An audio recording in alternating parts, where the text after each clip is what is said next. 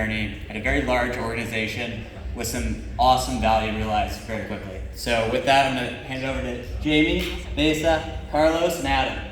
Woo! Thank you. Okay, so we're going to talk about ABM. So we're just going to do a quick intro to the Cisco team, set the stage for you. Sorry, this is in my face. Set the stage. We'll talk about some of the numbers, some tangible use cases, and what's next, and how we're going to proceed with confidence. So a little bit about Cisco, if you don't know about us. We're headquartered in San Jose. We have just shy of 80,000 employees. We have networking, hardware, software, telecommunications, and security products.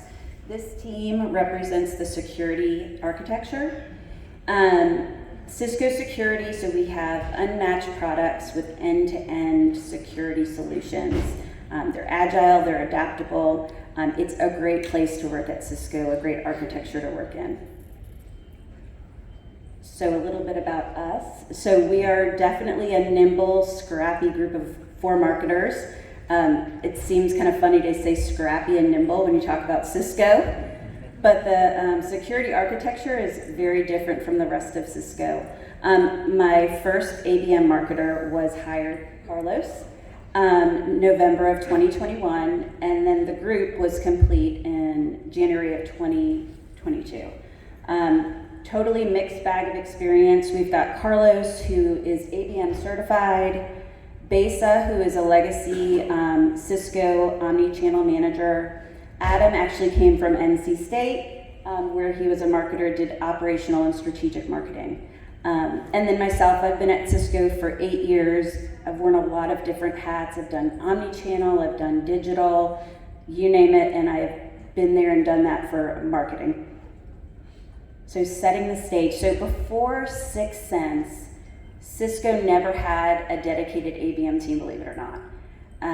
In the security organization, we had a reorg, and so it allowed us to have resources specifically dedicated to ABM.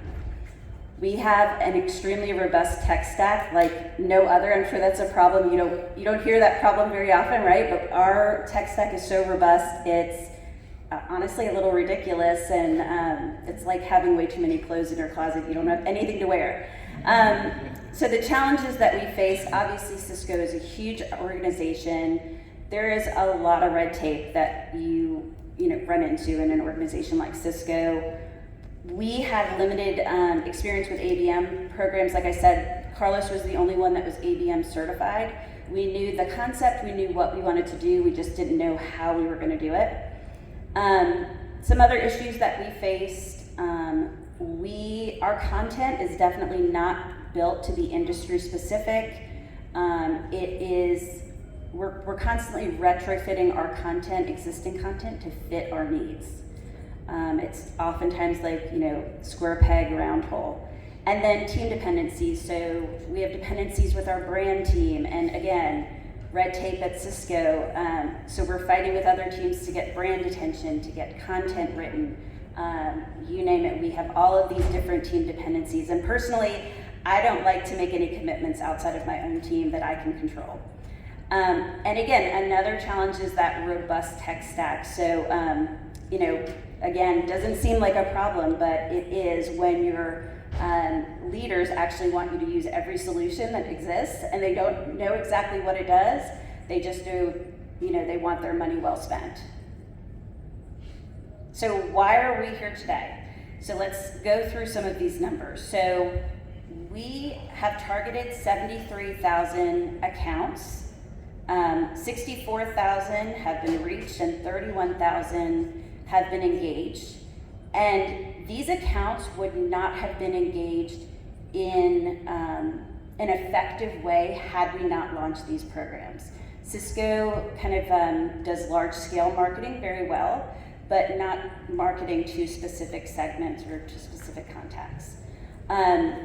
We launched 36 digital programs, 22 email campaigns. We influenced $42 million in pipeline, and then we had $15 million in close won revenue, and that's just within the security organization, and that was all in 10 months. And again, go back to when we first started, Carlos was hired in November, and we didn't have a full team until January. So I often like to say that we are truly building the ship of ABM as we're sailing it. And so you'll hear that referenced a lot through this presentation, but we're definitely figuring this out as we go. So next, I'm going to turn it over to my good friend Besa. He's going to tell you a little bit about how to choose your crew. Thank you, Jamie. So guys, well, as you can imagine, this is a ship, and well, Cisco might be a luxury ship. It's not, okay? It's not. We're very scrappy, and that's the reason, because we need to break down the silos. ABM is a different marketing perspective, of course, but we need to connect to the other areas of the organization, for sure. And how we do that, the name of the game is building partnerships, really. And how you do that, internally we have another joke that is called the Holodeck approach, that is nothing less than aiming the goal of going for a solution and giving the power to the guys here. Jamie does that very well, giving the power to the guys, and we go and solve it. That's basically it. And with great power comes great responsibility. Wow, Uncle Ben's. And why is that? Because we need to understand the needs, of course. We need to align the goals and always bringing data to the table. And I'm going to tell you 3 stories about data that we find. So first, we got a list of accounts, a segment that we built, and a product for Cisco to sell. And when we start doing our 6 Sense stuff, uploading that, we find out that maybe instead of selling hybrid work, we could sell better endpoints. And because of the intent base as well as the wallet size. And when we showed up to the sales team, they say, hey, that's amazing, let's do it. So, well, check number 1. The second time, another meeting with another different sales team, and they were saying, hey, Besa, I heard that you kind of know the intent base of their accounts, how you do that, and we started working together, and out of the blue, I just pull out a segment with all the intent data from 6 Sense, and they say, this is exactly what I need for my sales representatives to start working. So, because of course, yes, they have a limited number of sales representatives, and if you at least prioritize the accounts together with them, that will work. And finally, there's a final story that's funny, because, well, we were just finishing the presentation, and, which account should we use? So, Starbucks, because it was the first on the list. And we illustrated our presentation for the sales team, because we were just making a road show with several sales teams different, and that was this morning. We were finishing with all the screenshots from 6 Sense about intent data on Starbucks. And guess what happened? In the middle of the presentation, the sales guy just said, hey Besa, is this data real? Yeah, we just picked it this morning. Hey, send me this presentation right away, because we have a meeting in the end of the day, and it's about Starbucks, with Starbucks. So, serendipity, guys. Grab the opportunity. I love it. Okay, so it's building partnerships. And with that said, guys, let me pass to Carlos to tell you how to build the ship as we go, because this is the magic. Absolutely. Thank you, Vincent. Well, you guys know how I love to be the center of attention, right? So, right here. So, in this slide, we're going to talk about the 4 best practices for a successful ABM strategy. And using Jamie and Besa analogy of the ship, all of that can be, when we started back in December last year, it's all good in paper, but none of that will matter if we don't put it to the test. Because we use the analogy of the ship, we build the ship as you sell it. So that's what we did. And let me just give you a bit of background. I know that this was not in the presentation, a background, but I have been an ABMer for 7 years. And I actually broke the ABM #1 rule book to put everything in alignment in order to start. But as we learned 2 days ago, what's the best that can happen? Thanks to Jamie, we decided just to start by starting, because that's the only way that we can actually find opportunities through these challenges. And we all know how difficult it is to align everything in small, medium, and big enterprises. From different divisions, from different products, we understood that we needed to focus on the need, not the product. And through that, we actually find out that the best way to do that is not only look at the account level, but look at the ICP, the ideal customer persona, which is actually our target. Through that, we actually work with 4 different points. Here you can see them. And it's interesting because as we start actually sailing through the ship in uncharted waters, we started actually building that framework, right? So, and the first one we actually understood was to engagement goals. You need to have a clear vision exactly what you want to achieve. You want to start small, but you want to also scale. And for that matter, we actually thought that the best way to do that is by starting. So everything goes back to start by starting. The second thing is to collaborate and align. It's very important to do that, and we all know how difficult it is with different divisions, with different personas to win an organization. But again, we focus on by not the product, by the need. So, and I have to tell you something about that.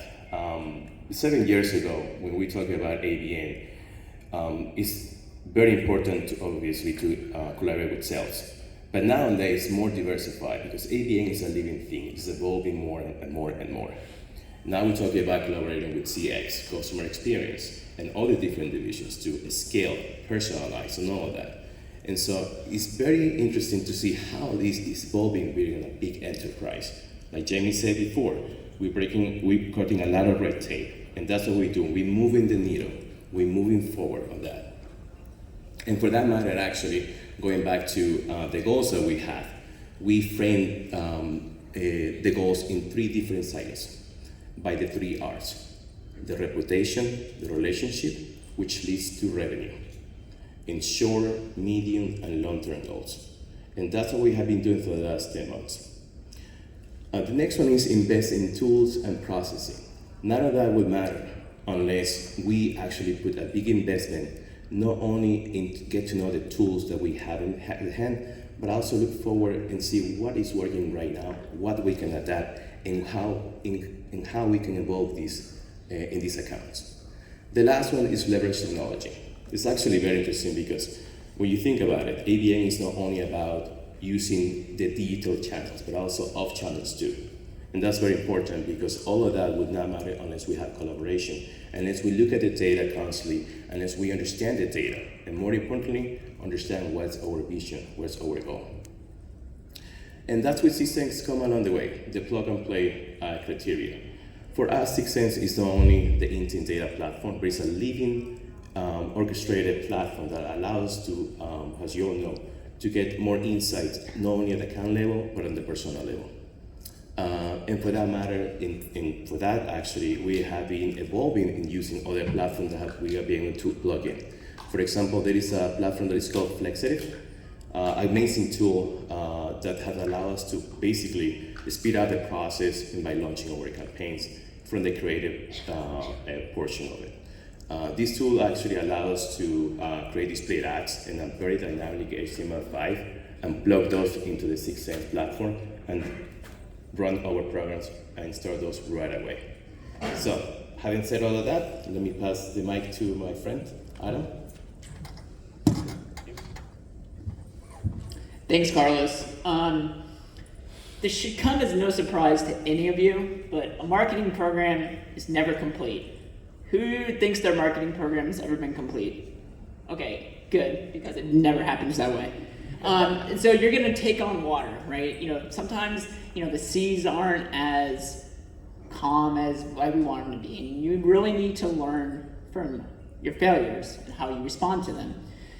And this group right here, we have failed time and time again, and we've all kind of picked ourselves up and we responded to them. And so one of the things that we've learned is reporting, and that's been a common theme at this conference, right? Everybody wants to figure out reporting. How are we gonna align to what our leadership wants.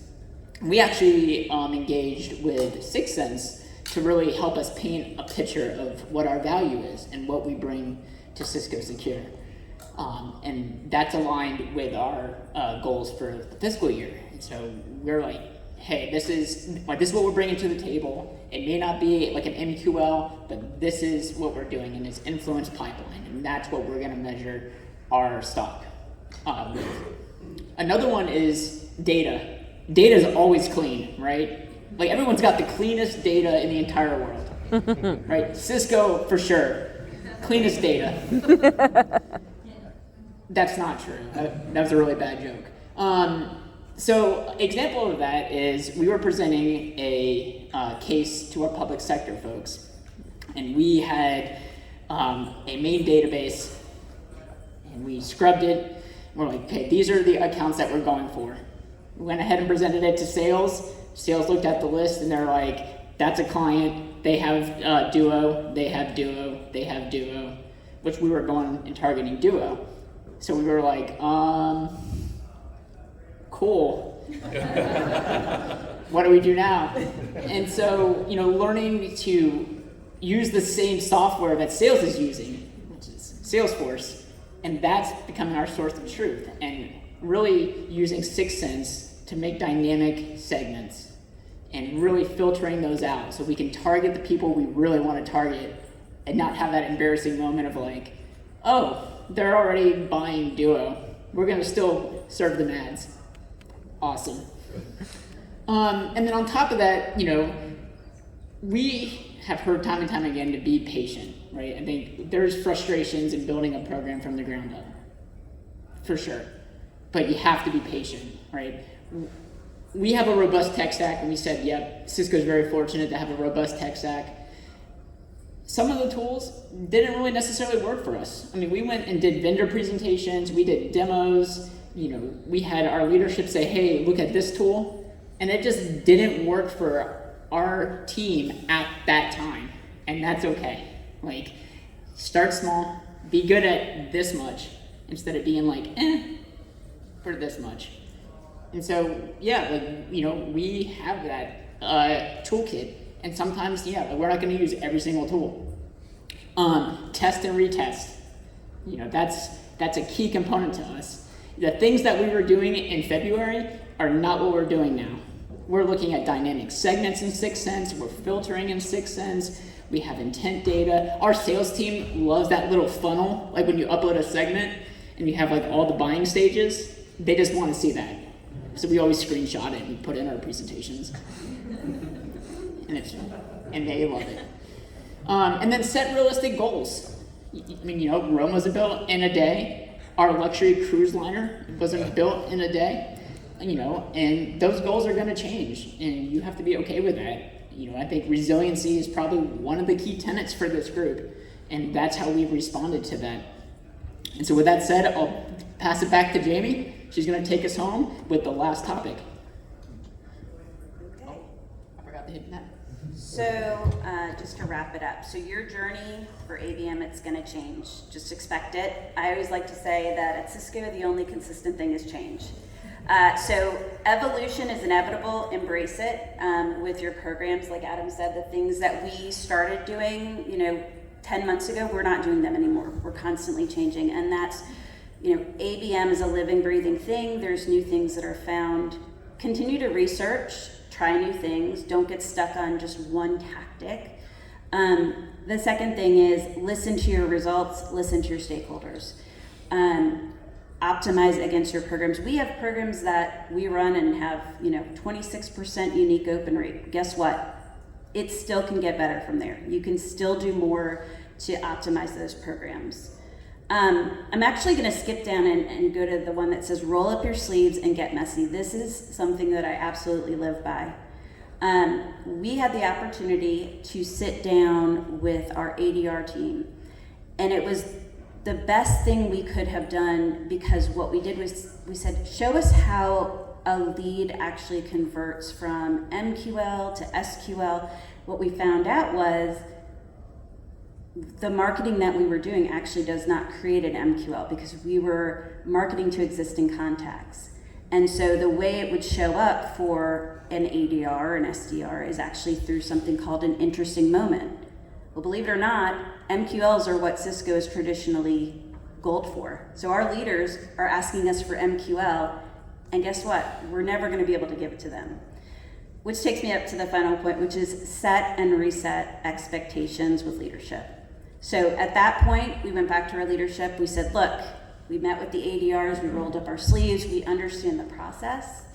And guess what? You're not going to get these MQLs, but what you are going to get is interesting moments if you want to see them. You're going to be able to see pipeline, you're going to be able to see bookings, but you're not going to be able to see that MQL. So set and reset expectations. And guys, don't be afraid sometimes to challenge your leadership. It's okay. So next slide. So how are we going to proceed with confidence? The best thing I could have ever done was hire these three guys right here. They're amazing, amazing team, and I'm so grateful for them. But also find advocates at your company that will speak on your behalf and on behalf of your programs. It is so important to have a stellar Rolodex. And it's one of the things that I think has made our program successful, is that we go to these people and say, let me show you all the cool things we're doing. And they're like, wow, this is amazing. And then they share that news with others.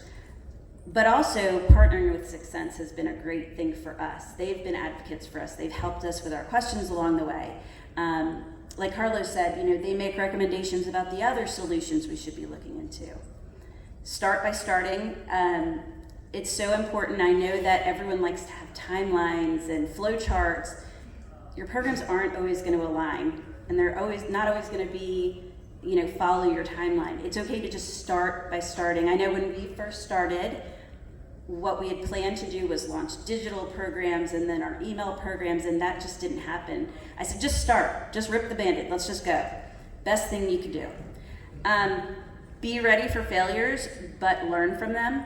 So I think it's just really important in general, right, that it's all about how we respond to those challenges in life, especially with this, right? So learn from your mistakes, fix them, optimize, and move on. Be a goldfish, don't remember them. And then goals are important, but they are likely to change. That's why it's so important that you set long-term goals, but also short-term goals as well for your team and for your marketing programs. And that's how we're going to proceed with confidence. So we hope that you've learned a little something from this. We've really enjoyed the conference, and we're so grateful for Sixth Sense for having us here. And we are going to open up to Q&A.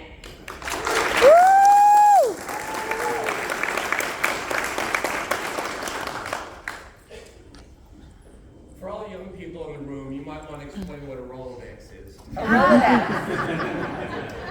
How do we explain what a Rolodex is? Wow. Jamie's Wait in a the company. second, are you calling me old? No, Jamie's in the company. I'm offended. Jamie's on the company for quite a long time, and she hired us, of course. And she has a Rolodex of contacts that's really, really good. And when we have an issue or a problem, hey, let's try this person here. Carlos, why don't you talk to her? Also, yeah, I met this guy yesterday. So, well, Ask your grandparents if you don't know what a Rolodex is. No, but honestly, like one of the really cool things about this team is the level of access that we have to field marketing, to sales, to brand, and yeah, I mean it's like, hey, I'm stuck on this process or this problem, and it's like, we'll go talk to this person, or I think it's this person. it's not even always a bed of roses, of course, because there are always people that say no to you right away.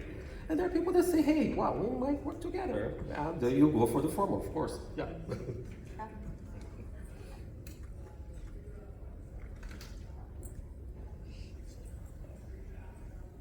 Hello. You mentioned not really having content available by vertical, I believe. Can you touch on how you got around that, or did you create new content? Yeah, so we, again, going back to Cisco, very robust, like we have people to do everything, literally. So we have a number of content teams, but they are always busy with other people's things, right? And we have tons of content, but it's never exactly what we need. So what we've actually done is outsourced our content needs. And so what we do to retrofit is we have our emails created in the tone that would match the industry.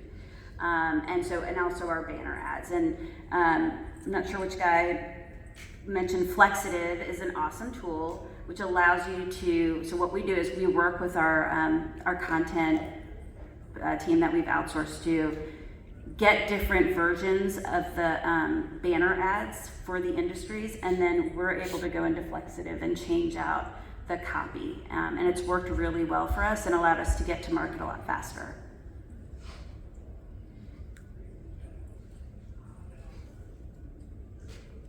Any other questions? Yeah, you talked a little bit about like be patient, that the efficiencies will come. Like when did you start feeling comfortable that like it was running? We still don't feel comfortable that it's right. Yeah. So, you know, like I think I had these conversations with each of these guys along the way, like serious conversations, like please be patient, it's gonna come, it's gonna come. When do we stop having those conversations? We have them all the time. We have them all the time. So, look, like that's why we say it's gonna evolve, because things continue to change every day. And so you have to be patient. Like I said, the only thing consistent at Cisco is change, right? I don't know if your organization is like that, but you know, once we get comfortable doing something a certain way, we have to change. So, like I said, just be comfortable with change and evolution. Like just realize that's something you're gonna have to deal with in this, you know, with account-based marketing.